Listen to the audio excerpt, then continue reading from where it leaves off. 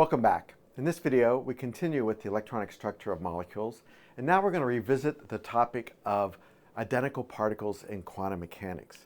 If you remember, we had this rule which said that the total wave function needed to be separately symmetric or antisymmetric with respect to exchange of the space and spin coordinates of identical bosons or fermions. So the molecules needed to follow this rule which said that if we applied this exchange operator on the wave function of the molecule, then the eigenvalue should be either +1 or -1, depending upon whether the exchange is of identical bosons for +1 or identical fermions with -1.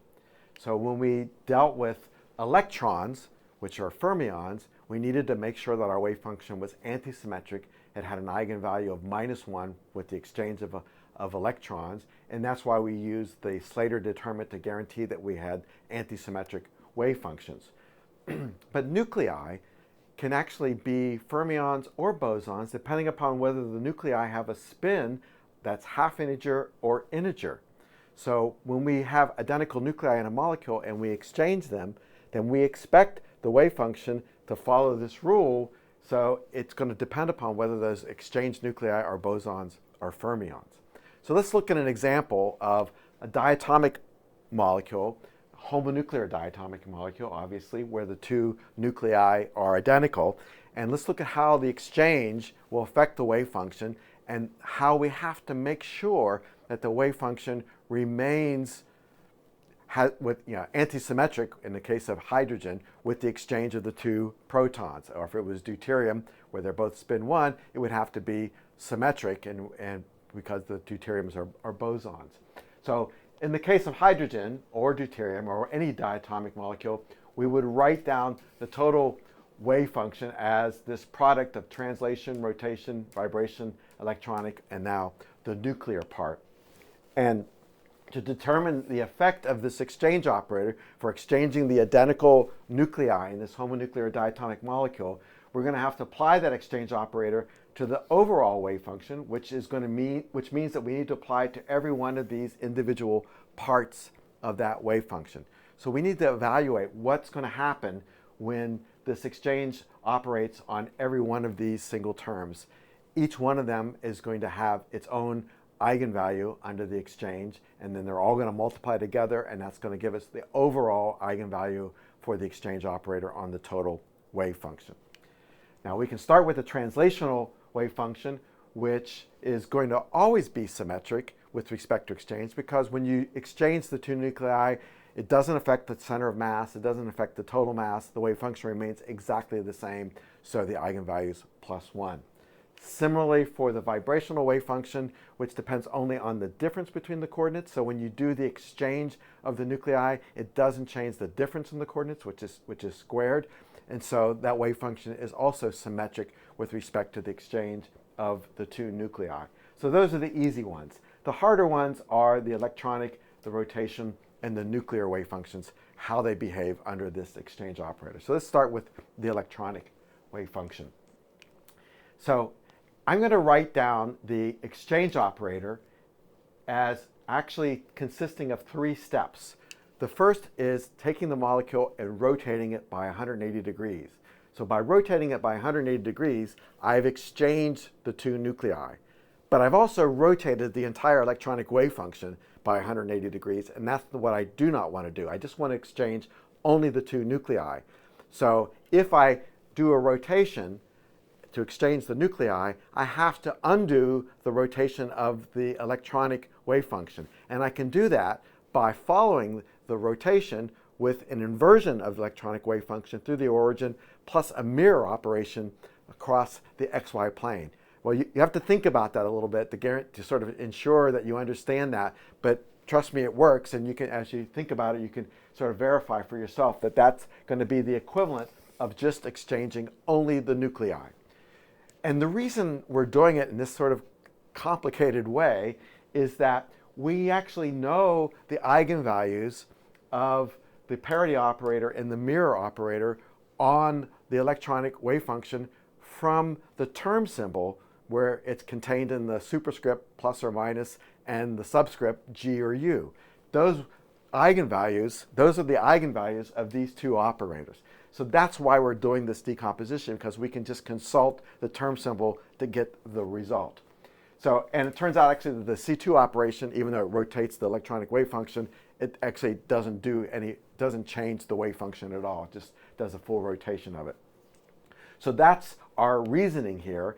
And if we then use that, then we can say that the effect of the parity operator is, in a sense, then just the effect of these two operators, which we can get by just consulting the term symbol of the state in which it's operating on. So when it operates on this term symbol, it doesn't matter what the capital lambda is. We just need to look at the superscript and this subscript. So if this is plus and this is g, then the result is plus. It's a symmetric result. Similarly, if this is minus and this is g, well then the result is minus, and it's an anti-symmetric wave function. If it's plus in u, then the result is minus, and if it's minus in u, then the result is plus. So these two have a result where you get a symmetric wave function on the exchange, and these two you get an anti-symmetric wave function on the exchange. Okay, I know that seems a little convoluted, but it's actually quick to work out just based on these two, the superscript and subscript in that term symbol. Okay, so that takes care of the electronic part. Let's keep going and look at the effect on the rotational part. So we're still going to use this decomposition here, because we can then use the fact that when we apply on the rotational part, we're going to do a twofold rotation on the rotational wave function, and that wave function for a homonuclear diatomic is just the spherical harmonics, right? If you remember from our chapter on rotational motion, the wave function for a linear molecule is just the spherical harmonics, and so the twofold rotation involves the transformation of theta and phi to pi minus theta and phi plus pi, and that effect on the spherical harmonics gives you back the spherical harmonics times minus 1 to the j power.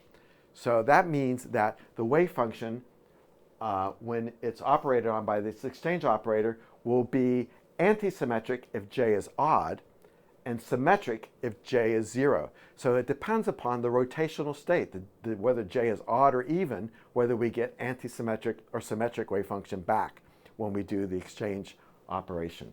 Okay. All right, so that takes care of it. We got the electronic done, and now the rotational part. Let's look at the nuclear part. So we have two nuclei. Each nuclei have a spin half in the case of hydrogen, and so that means that each one has a degeneracy of 2i plus 1. So for these two spin half nuclei in hydrogen, we're going to have 2i plus 1 to the squared. So that's the number of states that we're going to have. So we're going to have 4 states. We could write them as nucleus 1 in the alpha state, nucleus 2 in the alpha state, nucleus 1 in the alpha state, nucleus 2 in the beta state, nucleus 1 in the beta state, nucleus 2 in the alpha state, nucleus 1 and 2 both in the beta state. But these wave functions, they're eigenfunctions of the Hamiltonian, but they're not eigenfunctions of the exchange operator. So we need to make sure first that we have eigenfunctions of the exchange operator. And to do that, we have to make these combinations. And this combination here of this difference gives us an antisymmetric wave function with respect to exchange.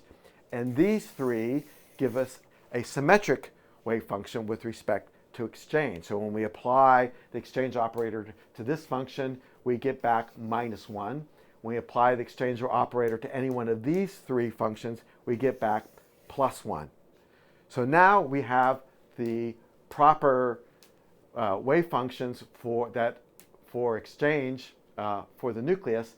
Now we bring them all together for the total wave function, and we write down that we need this to happen for the exchange of 2 protons, which are spin half, which means it has to apply to all of them, which means that when we're done multiplying all those eigenvalues, we get back minus 1 here.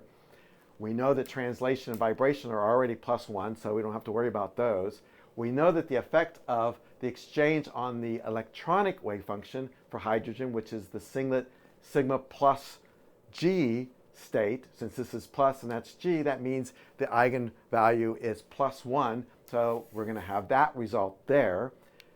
If we go to the rotational state, we saw that it depends upon the j state that the molecule is in the J rotational state. So if it's odd, it's antisymmetric. If it's even, it's symmetric.